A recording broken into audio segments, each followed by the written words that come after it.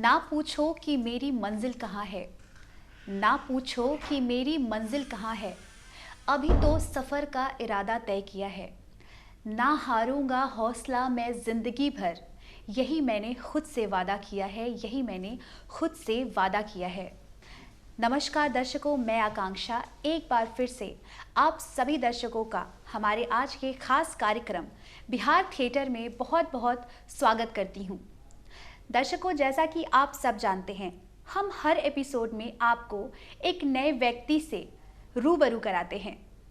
तो दर्शकों, आज हमारे साथ एक वरिष्ठ कलाकार हैं जो कि नाट्य कला क्षेत्र में एक निर्देशक के साथ साथ एक सफल कलाकार, एक सफल अभिनेता भी हैं। जी हाँ दर्शकों, आज हमारे साथ हैं प्रमोद कुमार त्रिपाठी जी, जो कि मंथन कला परिषद के संस्थापक होने के साथ साथ एक प्रसिद्ध निर्देशक और एक सफल कलाकार, एक सफल अभिनेता भी हैं। तो आइए दर्शकों, हम अपने आज के खास गेस्ट को हमारे आज के खास कार्यक्रम बिहार थिएटर में उनका स्वागत करते हैं। तो प्रमोद कुमार त्रिपाठी जी, आपका हमारे आज के खास कार्यक्रम बिहार थिएटर में बहुत बहुत स्वागत है, अभिनंदन है। दर्शकों, जैसा कि हम सब जानते हैं, रंग कर्म समर्पण की मांग करता है और इस क्षेत्र में वही आगे बढ़ा है जिसने पूरे धैर्य के साथ रंगमंच के प्रति निष्ठापूर्वक काम किया है। तो इस कार्यक्रम को आगे बढ़ाते हुए मैं सबसे पहले आपसे जानना चाहूँगी कि इस रंगमंच के प्रति जो आपका रुझान है वो किस तरह से बढ़ा, ये आप हमें और हमारे दर्शकों को बताइए। ये बड़ा दिलचस्प सवाल है। मैं इस क्षेत्र में आया कैसे, चूँकि बैकग्राउंड तो ऐसा था नहीं कि हम लोग नाटक के बारे में सोच भी सकते थे, लेकिन जिस इन्वायरमेंट में हम लोग रहते थे खगौल में, वहाँ रेलवे का एक बहुत अच्छा एनसीकोस इंस्टीट्यूट है और वहीं पर एक चतुरंग संस्था थी जिसकी एक शाखा भी थी। तो हम लोग अक्सर नाटक देखते थे। देखते देखते महसूस होने लगा कि काश हम लोग भी इस क्षेत्र में आते, और वहीं से चतुरंग में हमारा जाना हुआ और एक छोटा रोल मिला। आशीष घोषाल जी थे उस समय पटने के और अच्छे रंगकर्मी में उनका नाम था, तो उनका आशीर्वाद प्राप्त हुआ और एक दो नाटक में जब काम किया। पहला नाटक मेरा एक मुट्ठी अन्न था। उसके बाद धीरे धीरे रुझान बढ़ते गया। तो स्टूडेंट लाइफ में 1977 की ये बात है, उस समय बिहार में एक अलग तरह का आंदोलन चल रहा था, कोई साहित्य के क्षेत्र में, कोई राजनीति के क्षेत्र में। नाटक के माध्यम से भी लोग अपनी प्रतिक्रिया कर रहे थे। एक जन आंदोलन जैसा सैलाब उमड़ गया था। तो हम लोग भी सोचे कि हम लोग क्या योगदान दे सकते हैं। तो चूँकि इस क्षेत्र में लगाव बचपन से वहीं से महसूस हुआ, तो हम थिएटर के क्षेत्र में आ गए और मंथन कला परिषद की स्थापना हमने 1979 में ही की, कुछ लोगों ने मिलकर, और तब से लगातार इसमें सतत प्रयास मेरा है कि मैं आज भी कार्यरत हूँ। दर्शकों, हम सबको लगता है कि एक निर्देशक होना कितना कठिन काम होता है, क्योंकि उनके ऊपर पूरी जिम्मेवारी होती है एक नाटक को तैयार करवाना और उसे रंगमंच तक लाना और उसे सफल बनाना। तो अब मैं आपसे जानना चाहूँगी कि आपके हिसाब से जो निर्देशक है, जो निर्देशन का काम है, वो कितना कठिन है और कितना आसान है, इसके बारे में आप हमें बताइए। तो नाट्य विधा एक बहुत ही व्यापक विधा है। इसमें अभिनय प्रधान, अगर कई अभिनेताओं को लेकर चलने की बात होती है, लेकिन निर्देशक का काम है कि आपको सही चरित्र का देना, सही कलाकारों को उसमें शामिल करना। और पूरे हमारे रंगमंच में निर्देशक का काम और कठिन इसलिए है कि उसे पूरी योजना के साथ नाट्य प्रस्तुति को तैयार कराना, कलाकारों से रिहर्सल कराना और उसका मंचन कराने की पूरी जिम्मेवारी उसकी हो जाती है। तो यह कठिन तो है ही, लेकिन रंगमंच चूँकि एक सामूहिक कला है और हम लोगों ने शुरू से ही इस क्षेत्र में जब काम किया तो कार्य का बंटवारा किया और कलाकारों को भी एक समझ दी गई कि आपको जो भी वर्क दिया जाता है उसे डिसिप्लिन के साथ आप इसकी तैयारी करें। क्योंकि नाट्य प्रशिक्षण लेकर तो हम इस क्षेत्र में आए नहीं थे, लेकिन अनुभव से और नाटकों को देख देख करके, पटने में बड़े बड़े नाटक उस समय होते थे, सतीश आनंद जी थे, उनका भी नाटक देखने हम लोग वहाँ से यहाँ आते थे खगोल से, और कालिदास रंगालय में भी आना होता था। तो सबसे बड़ी बात है कि आज जैसी बात नहीं है कि हम तुरंत निर्देशक बन जाते हैं, लेकिन वह दौर था कि हम लोग पूरे अनुशासन के साथ अपने बड़ों से, अपने अनुभवी लोगों से इसका प्रशिक्षण जानकारी लेकर इस क्षेत्र में आए, और उसी का परिणाम है कि जो कुछ भी हमने उस समय सीखा उन लोगों से, तो यह कार्य अब कठिन नहीं लगता है, क्योंकि यह प्रयास एक सामूहिक प्रयास होता है और एक अनुशासन के साथ इसमें काम करना होता है, टाइम बाउंड, तो कोई भी काम आसान हो जाता है। नाट्य कला जो कि हमारे भारत की संस्कृति का एक बहुत ही प्रमुख अंग है, तो हर किसी को इसे देखने का अलग अलग नज़रिया है, उनका अलग भाव है।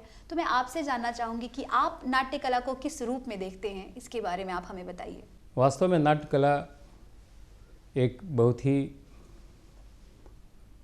सामयिक कला मैं इसको मानता हूँ, और ये एक लाइव होता है, बिल्कुल जैसे कि इस क्षेत्र में जो लोग भी आए हैं तो उनको दर्शकों से सीधे साक्षात्कार होता है, और इस क्षेत्र में हम लोग दर्शकों की तत्काल प्रतिक्रिया महसूस करते हैं, और जो लोग भी इस क्षेत्र में काम आज कर रहे हैं उन्होंने अगर नाट्य विधा को चुना तो यह एक चुनौतीपूर्ण कार्य है, और इस कार्य में जो भारत का रंगमंच है विविधताओं से भरा हुआ है। हमारा ये रंगमंच जैसे बिहार को लीजिए, बिहार में लोक शैली है भिखारी ठाकुर के, तो इसको थिएटर में लाने का प्रयास सबसे पहले यहाँ संजय उपाध्याय जी ने किया, और हम लोगों ने महसूस किया कि बिहार की कितनी भी लोक कलाएँ हैं उसको भी इसमें इस नाटक के माध्यम से प्रदर्शित किया जाए, और अपने बिहार की लोक शैली को भी जोड़ करके हम लोगों ने नाटक को देखा है। हमारे कला के क्षेत्र में जो भी लोग हैं उनकी अपनी अपनी एक अलग भूमिका है, अपनी पहचान है, वो हर बार अपनी अलग अलग भूमिका को अदा करते हैं।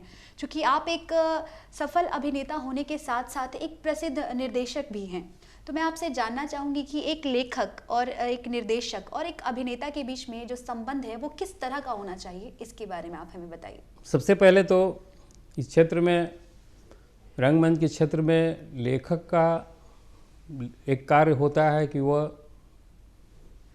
बुक तक सीमित होता है, एक प्रिंटेड मटेरियल होता है, लेकिन एक निर्देशक का काम होता है कि वह उसे मंच पर प्रदर्शित करे, और कलाकारों का काम होता है कि उस चरित्र के अनुरूप कार्य करे।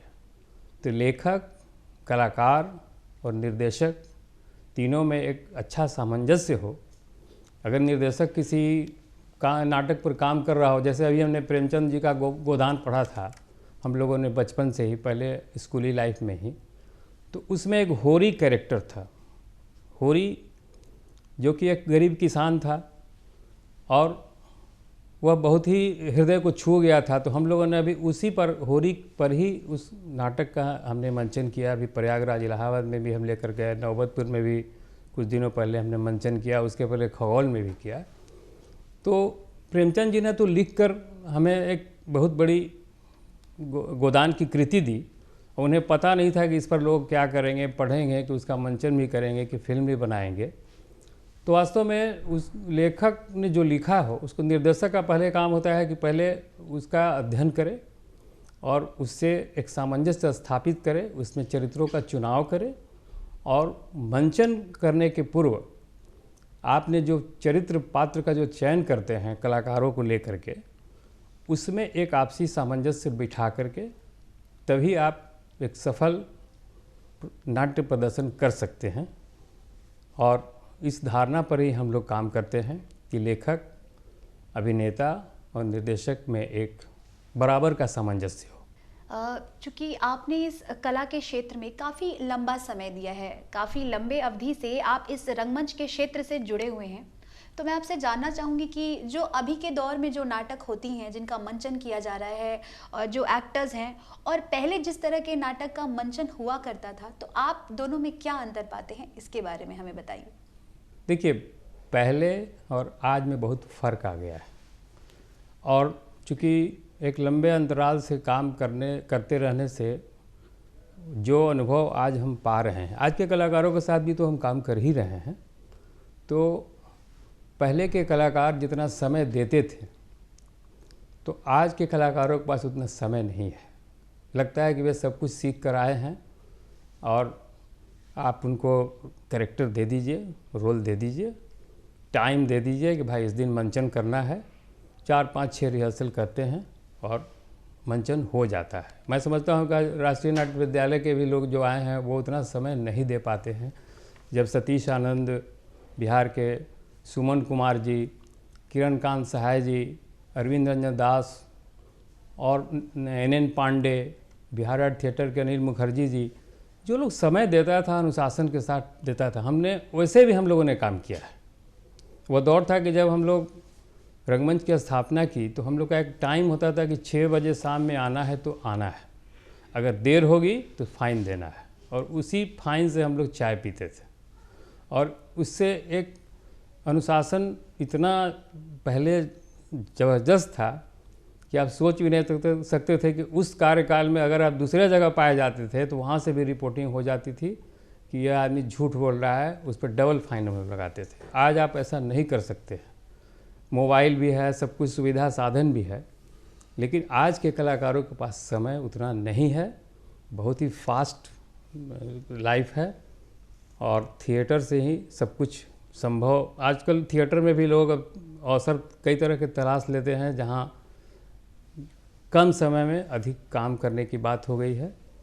तो पहले जितना थिएटर अनुशासित था, जितना लोग मेहनत करते थे कि खुद अपने आप में एक ट्रेनर हो जाते थे, आज 2 नाटकों के बाद लोग डायरेक्टर बन जाते हैं और उनसे कोई क्या सीख पाएगा, समझ में नहीं आता है।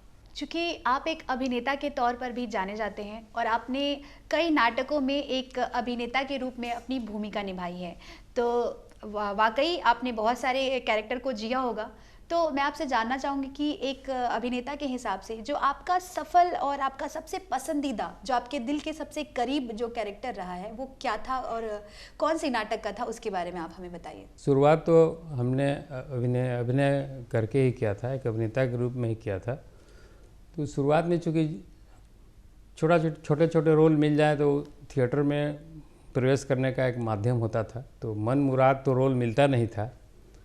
लेकिन जब बाद में हमने नाटकों का चयन किया, अपने अनुकूल किया, तो उसमें एक मशीन नाटक हम लोगों ने, इप्टा का एक नाटक था जो 1979 में हमने इसका मंचन अरविंद रंजन दास थे अंतरंग के, उनके साथ हम लोग ने तैयार की। और खगौल, पटना, दानापुर के 12-14 स्थानों पर हम लोगों ने नुक्कड़ नाटक किया। उसमें मेरा एक कैरेक्टर मालिक के रूप में था, तो लोगों ने पसंद किया।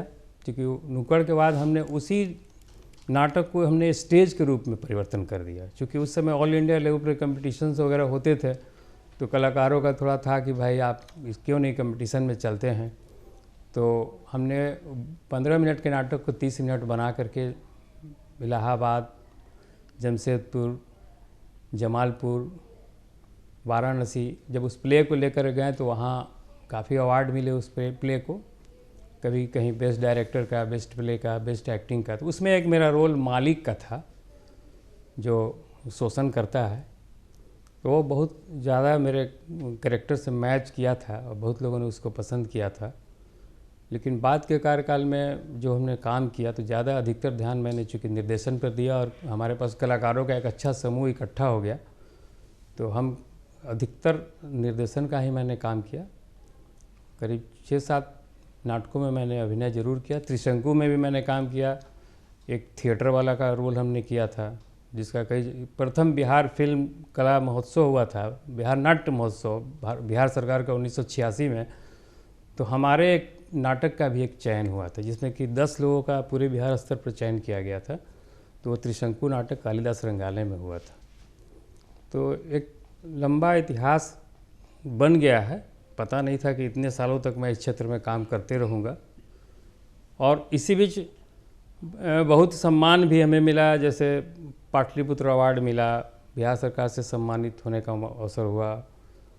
तो अभिनय के लिए ज़्यादा नहीं, मुझे निर्देशक के रूप में ज़्यादा जाना जाता है।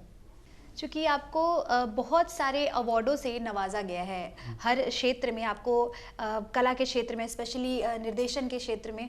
तो जब आपको आपकी ज़िंदगी का सबसे पहला जब अवार्ड मिला था, तो उस मोमेंट को आप किस तरह से याद करते हैं आज भी? इसके बारे में आप हमें बताइए। मैंने कहा ना कि लोगों की इच्छा थी कि भाई कंपटीशन में चला जाए। तो जमालपुर में 13वीं नाट्य महोत्सव का आयोजन हो रहा था 1984 में।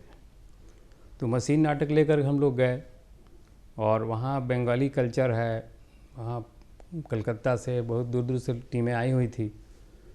अंतिम दिन शो था हम लोग का, तो हम लोग को रोका गया कि आप लोग जाइएगा मत, रुक जाइएगा। तो मुझे लगा कि लोगों ने, दर्शकों का रिस्पांस बहुत बढ़िया मिला था, लेकिन उम्मीद नहीं थी कि हम लोग का play best director, best actor और बेस्ट प्ले का अवार्ड मिला। तो बहुत ही खुशी महसूस हुई कि जो हमने इस क्षेत्र में जो कुछ भी सीखा अपने पुराने लोगों से, जैसे तरुण आर.पी. वर्मा तरुण थे, परेश सिन्हा जी थे, तो ये लोग, इन लोगों के साथ बैठ करके सीखने का मौका मिला और उसको ईमानदारी से हमने किया। तो मतलब अवार्ड मिलना एक बड़ी खुशी की बात होती है।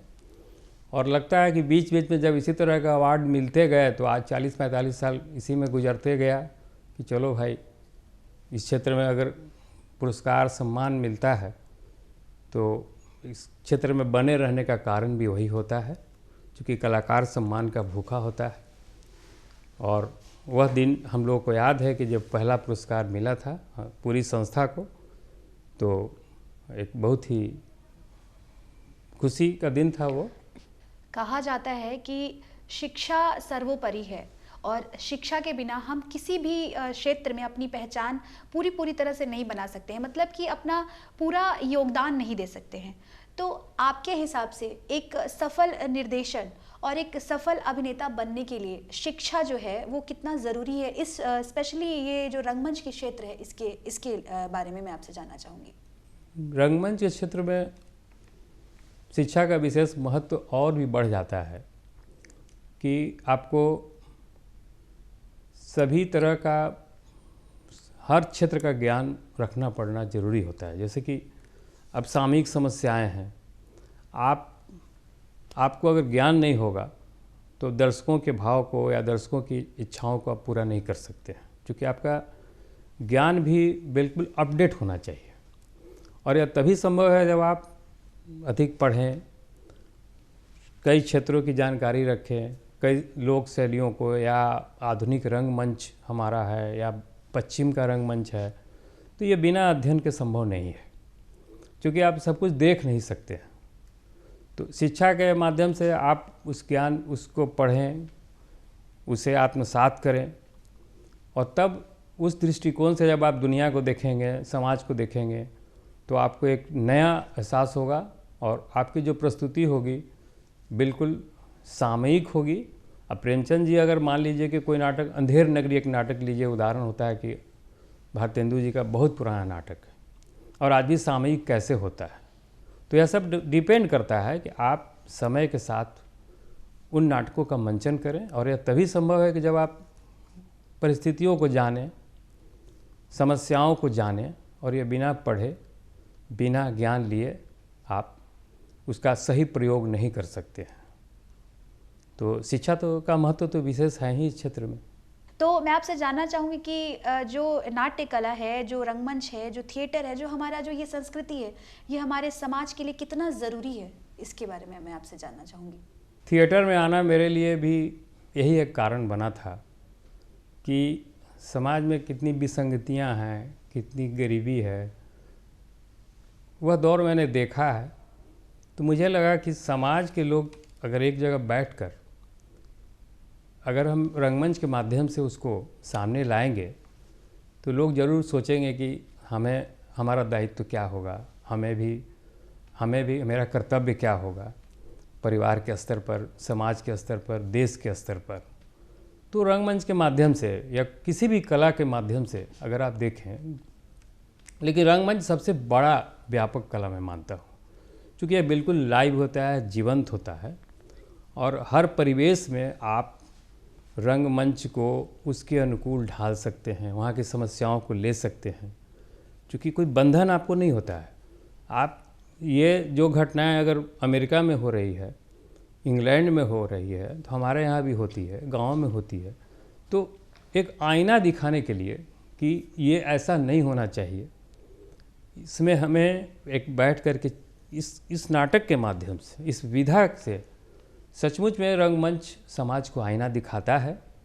और आज से नहीं, अगर आप नाटकों का अध्ययन करें, इसके इतिहास में जाएं, तो ये विधा आया ही है। अभी भिखारी ठाकुर का नाटक जो है, भिखारी ठाकुर जी ने जो नाटक जितने भी लिखे हैं, अगर आप देखिए तो बेटी बेचवा हो, गबर घिचोर हो या विदेशिया हो, तो उस समय की दारुण व्यवस्था को उन्होंने दिखाया, सच का आईना दिखाया समाज को कि हमारा समाज आज महिलाओं के प्रति क्या सोचता है, या समाज में गरीबी, ऊंच नीच की भावना, छुआछूत की भावना, ये कितना हमारे लिए जहर का काम, विष का काम करता है। तो रंगमंच के माध्यम से तो हम लोगों ने यही दिखलाया, लोगों को जागरूक किया। हमारा समाज बदल रहा है, हमारा देश बदल रहा है, और कोई भी ऐसा क्षेत्र नहीं है जहाँ पर महिलाएं बढ़ चढ़कर हिस्सा नहीं ले रही हैं, चाहे वो इंजीनियरिंग का फील्ड हो, डॉक्टरी हो या कोई भी प्रोफेशन हो। तो अगर हम रंगमंच की बात करें और महिलाओं की भागीदारी की बात करें, तो इसके बारे में आप क्या कहेंगे सर? पटना रंगमंच में जो शुरुआती दौर में जो महिलाएं थीं, तो बहुत गिने चुने महिलाएं थीं, लेकिन बाद में यह दौर आ गया है आज कि कस्बे स्तर, कस्बाई रंगमंच में भी आप जाइए, ग्रामीण क्षेत्रों में भी जाइए, तो धीरे धीरे महिलाएं इसमें सक्रिय हो गई हैं, और आज महिलाओं की इसमें भागीदारी बढ़ी है। और इसके लिए ज़रूरी है कि हम रंगकर्मी, हम थिएटर जो चलाते हैं, उनमें भी कुछ सोच बदलना होगा, क्योंकि जब तक आप अपना नज़रिया नहीं बदलेंगे तो थिएटर के प्रति लोगों का एक संदेह बना रहता है, और महिलाएं संकोच भी करती हैं। तो महिलाएं बढ़ चढ़ कर हिस्सा ले, इसके लिए एक माहौल बनाना होगा, एक डिसिप्लिन, अनुशासन के साथ। चूँकि आप संस्था के मालिक हैं, संस्था चलाते हैं, तो जैसा हमें कभी दिक्कत नहीं हुई। 40 साल के अंतराल में मैंने 15-20 महिलाओं के साथ आज भी हम लोग काम करते हैं, तो महिलाएं बढ़ चढ़ कर हिस्सा लेती हैं, जाती हैं। और अभी तो एक नुक्कड़ के द्वारा भी इतना ज़्यादा काम हो रहा है जागरूकता का, वो रंगमंच से उसको अलग आप नहीं कर सकते हैं। महिलाएं सक्रिय होकर के ग्रामीण क्षेत्रों में जा कर के काम कर रही हैं, उन्हें कोई दिक्कत नहीं है। और इतना तो जान जाइए कि महिलाओं के बिना समाज अधूरा है, परिवार अधूरा है, कोई भी राष्ट्र अधूरा है। महिलाओं की सक्रियता से ही हम किसी भी क्षेत्र में, रंगमंच तो एक बहुत व्यापक क्षेत्र है, किसी भी क्षेत्र में रंगमंच में तो और उनकी आवश्यकता है कि बिना उनका ये संभव नहीं है कि हम लोग रंगमंच कर सकें। तो आज ज़रूरत है कि महिलाएं बढ़ चढ़ के हिस्सा लें, उसके लिए हमें ऐसा वातावरण बनाना होगा। अभी जो हमारा आधुनिक युग है, इसमें जितने भी युवा लोग हैं वो खास करके जो मीडिया क्षेत्र है उसमें अपना करियर बनाना चाहते हैं। तो जो भी युवा लोग हैं इस लाइन में अपने करियर को देखते हैं, तो उनको आप क्या संदेश देना चाहेंगे? निश्चय इस क्षेत्र में करियर की बहुत संभावना बढ़ गई है, क्योंकि थिएटर के माध्यम से हम लोगों ने जो शुरुआत की थी, तो उस समय इसकी संभावना कम थी कि उसके बाद फिल्म ही दिखाई पड़ता था। लेकिन आज तो हर स्तर पर अभिनय का या प्रचार प्रसार का या सीरियल्स बन रहे हैं, तो उसमें युवाओं को कैरियर बनाने की पूरी संभावना है, बशर्ते कि वे अपने गुरुजनों से, क्योंकि ट्रेनिंग सेंटर तो बहुत कम है, लेकिन समझिए कि संस्था में जो लोग भी हैं, काम कर रहे हैं, वे अच्छे खासे जानकार हैं, और उसमें प्रशिक्षण ले करके इसमें रोज़गार की काफ़ी संभावनाएं हैं। और रंगमंच इस संभावनाओं को आगे भी बढ़ा रहा है। यह इसका उदाहरण भी आप देख सकते हैं कि जितने भी सीरियल्स हैं वो कहीं ना कहीं कलाकार यहाँ से ट्रेनिंग लेकर के ही जाते हैं। तो इसमें अच्छा करियर बनाने के लिए आपको अनुशासित होकर के पहले सीखना होगा, तो आप बहुत ही सफल हो सकते हैं। तो दर्शकों, अभी अभी आपने हमारे आज के खास मेहमान प्रमोद कुमार त्रिपाठी जी को सुना और रंगमंच के बारे में इतनी सारी चीज़ों को जाना। आशा करती हूँ कि आप सभी को हमारा आज का ये खास कार्यक्रम बहुत ही पसंद आया होगा। बहुत बहुत धन्यवाद आपका प्रमोद कुमार त्रिपाठी जी, हमारे आज के खास कार्यक्रम बिहार थिएटर से जुड़ने के लिए और हमारे दर्शकों से रंगमंच के बारे में इतनी सारी बातों को साझा करने के लिए। आपका जो डेडिकेशन है और जो जज्बा है और जो प्यार है रंगमंच के प्रति, मैं कामना करती हूँ कि वो हमेशा इसी तरह बना रहे। इस कार्यक्रम के बारे में आप हमें अपना राय भी लिखकर भेज सकते हैं हमारे पते पर। हमारा पता है बिहार थिएटर द्वारा निदेशक, DD Bihar, Fraser road, Patna 8000001 और हमारा ईमेल एड्रेस है director@ddkpatna@gmail.com। नमस्कार।